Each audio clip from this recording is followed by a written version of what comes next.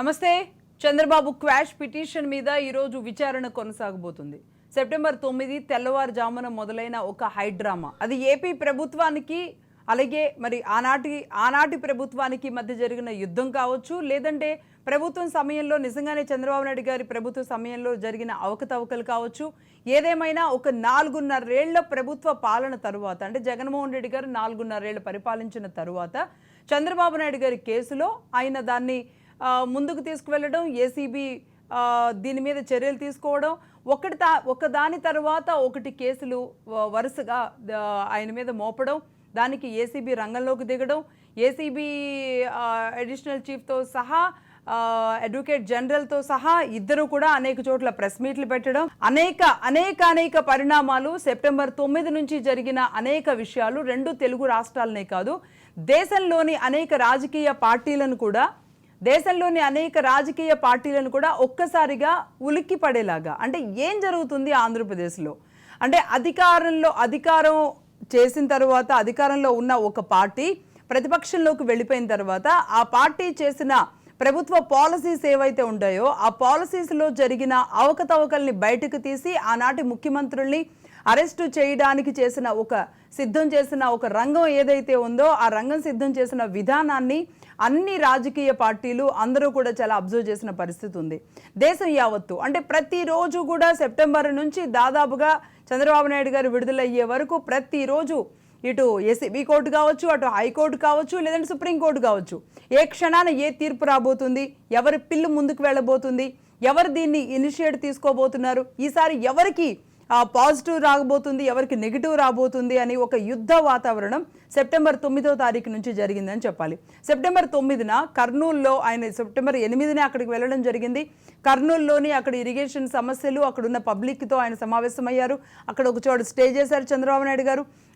అర్ధరాత్రి 9 గంటల ప్రాంతం నుంచి కూడా అక్కడికి ఏసీబీ పోలీసులు వెళ్ళడం, ఆయన అరెస్ట్ చేయబోతున్నారని చెప్పడం, అంటే దీనన్నిటికీ ముందుగా ఒక వారం రోజుల ముందుగానే తనను కూడా అరెస్ట్ చేయొచ్చు అని చంద్రబాబు నాయుడు గారు ఊహాజనితంగా ఒక కార్యక్రమంలో అనడం, ఆ తర్వాత జరిగిన పరిణామాలు కర్నూలు నుంచి ఆయన్ని ఇక్కడ గుంటూరులోని ఏసీబీ కోర్టు వరకు తీసుకొచ్చే వరకు కూడా అనేక సంఘటనలు, టీడీపీ శ్రేణులు అందరూ రోడ్డు మీదకి రావడం, ఆయన్ని తీసుకువెళ్తున్న వెహికల్కి అడ్డు తగలడం, ఒక దశలో గుంటూరు దాకా చేరుకున్న తర్వాత ఆయనే ఆ వెహికల్ దిగి అందరికీ నమస్కారం చేసి దయచేసి దారి ఇవ్వండి, టైం అవుతుంది, ఏసీబీ కోర్టుకు హాజరవ్వాలి అని చెప్పడం, ఆ తర్వాత అర్ధరాత్రి వరకు ఆయన అక్కడే ఉండడం, 3 గంటల వరకు విచారణ పేరుతో ఉండడం, ముఖ్యంగా విచారణ సమయంలో ఎలాంటి ఏసీబీకి సంబంధించిన కెమెరాలు కాకుండా 2 ప్రైవేట్ పత్రికలకు సంబంధించిన కెమెరాలు లోపల ఉండి వీడియోలు తీయడం, అవన్నీ బయటకు వచ్చిన తర్వాత చంద్రబాబు నాయుడు మీద ఏదో కుట్ర జరుగుతుంది, ఆయన్ని అసలు ఏదో అంతమొందించడానికి జరుగుతున్న ఒక కుట్రలో భాగంగా అందరూ భయపడ్డ పరిస్థితి ఉంది. ఆ తర్వాత నెక్స్ట్ శనివారం సెప్టెంబర్ 9 పక్కన పెడితే ఆ తర్వాత ఆదివారం సెప్టెంబర్ 10 వచ్చింది.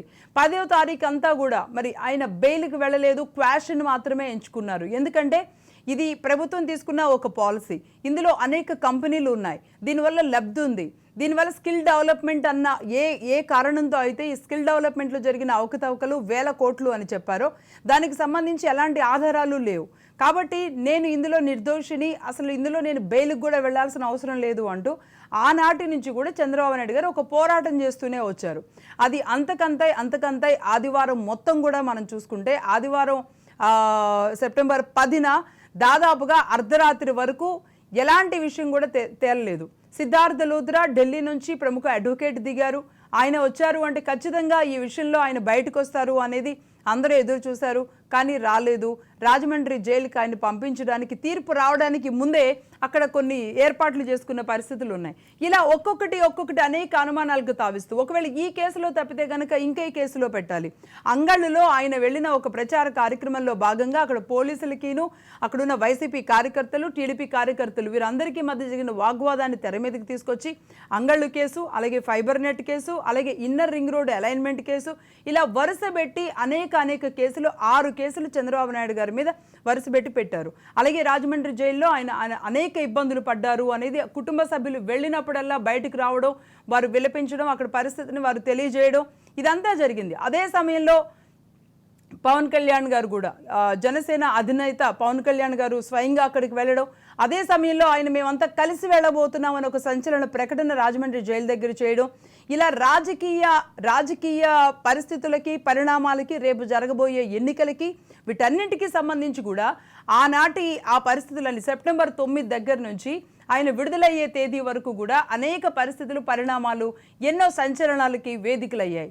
అయితే మొత్తం ఇదే ఎజెండాగా, ఇదే పరిస్థితుల ఆధారంగా ఇన్ని రోజులు జరిగిన దాదాపుగా 58 రోజులు ఆయన జైల్లో ఉన్నారు. వీటన్నింటి ఆధారంగానే 2024 ఎన్నికలు ఉండబోతున్నాయి అని సర్వత్రా ఆసక్తిగా గమనిస్తూ ఉన్నారు. ఇందులో ఏ పార్టీ ఇన్వాల్వ్మెంట్ ఉంది, ఏ పార్టీ ఆయన అరెస్ట్ చేయడానికి సిద్ధం చేసుకుంది, ఏ పార్టీ అండదండలు ఉన్నాయి, ఎవరెవరు అండదండలు ఉన్నాయి, ఎవరు ఇందులో ఇన్వాల్వ్ అయ్యారనే దాని మీద అనేక చర్చలు ఇదే హైదరాబాద్లో గచ్చిబౌలి లాంటి స్టేడియంలో కావచ్చు, ఇంకో చోటు కావచ్చు అనేక చర్చలు జరిగాయి. నిజంగానే ఒకవేళ ప్రభుత్వ పాలసీలో తప్పుండి చంద్రబాబు నాయుడు గారు తప్పు చేసి ఉంటే మరి ఇంతమంది యావత్ ఆయన తప్పు చెయ్యరు. మేబీ ప్రభుత్వంలో ఏదైనా అవకతవకలు, ఇబ్బందులు కింద మీద ఏదో ఒకటైతే జరిగి ఉండొచ్చు, కానీ స్వయంగా తనకి తెలిసి మాత్రం ఎలాంటి తప్పు చంద్రబాబు నాయుడు గారు జరగనివ్వరు అని నమ్మిన వాళ్ళు అనేక మంది మరి తెర మీదకి వచ్చారు. అయితే ఎట్ ద సేమ్ టైం ఇందులో ఖచ్చితంగా ఏదో జరిగింది, ఇందులో అనేక అవకతవకలు ఉన్నాయి అని చెప్పేవాళ్ళు కూడా బలంగా ముందుకొచ్చారు. చాలామంది వైసీపీ శ్రేణులు కావచ్చు, లేదంటే చంద్రబాబు నాయుడు గారిని వ్యతిరేకించిన వాళ్ళు కావచ్చు, ఇలాంటి వాళ్ళందరూ కూడా తెర మీదకి వచ్చారు. బట్ ఏదేమైనా 2 వర్గాలుగా చూడాలి, 2 పార్టీలుగా చూడాలి. కాబట్టి అందరూ 2 వాదనలు వినిపించినప్పటికీ ఈ యొక్క నాయకుడిని అరెస్ట్ చేస్తే ఇంతమంది బాధపడడం అనేది మాత్రం ఎక్కడ చూడలేదు. ఎందుకంటే ఆయన పాలసీ మేకింగ్లో కొంచెం ముక్కుసూటిగా వెళ్ళే మనిషి, ప్రజల కోసం లేదా భవిష్యత్తు కోసం ఆలోచించే మనిషి అనేదే దాదాపుగా అందరూ ఆయన్ని విమర్శించే వాళ్ళు కూడా ఆ సమయంలో ప్రశంసించిన పరిస్థితులు ఉన్నాయి. సరే, ఇదంతా ఇలా ఉంటే ఒకవైపు పొలిటికల్గా దీని మీద అనేక గేమ్స్ నడుస్తున్నాయి. ఇది పొలిటికల్ గేమ్లో భాగమే అన్నారు. ఏదేమైనా టీడీపీకి మాత్రం ఖచ్చితంగా ఒక మైలేజ్ వచ్చింది.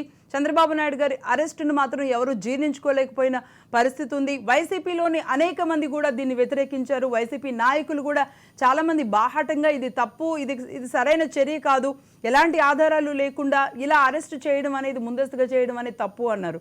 ఇదంతా కూడా పైకి మాట్లాడుకుంటుంది మాత్రమే. కానీ వీటన్నింటి వెనుక ఒకటి ఉంది.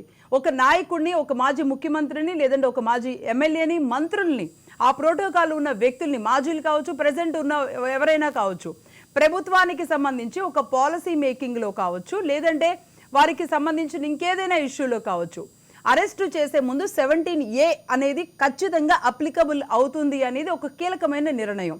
ఏదైతే అవినీతి నిరోధక శాఖ 17 సెక్షన్ ఉందో 17కి యాడ్ ఆన్ చేస్తూ 17A అనేది తెర మీదకి తీసుకురావడం మనం గతంలోనే చూసాం. కరెక్ట్గా ఏడాది క్రితం 17A అనేది ఇంప్లిమెంట్ అయింది. అంటే ఏ నాయకుడైనా అరెస్ట్ చేయాలి అంటే ఆ నాయకుడికి 17A అప్లికబుల్ ఉంటుంది.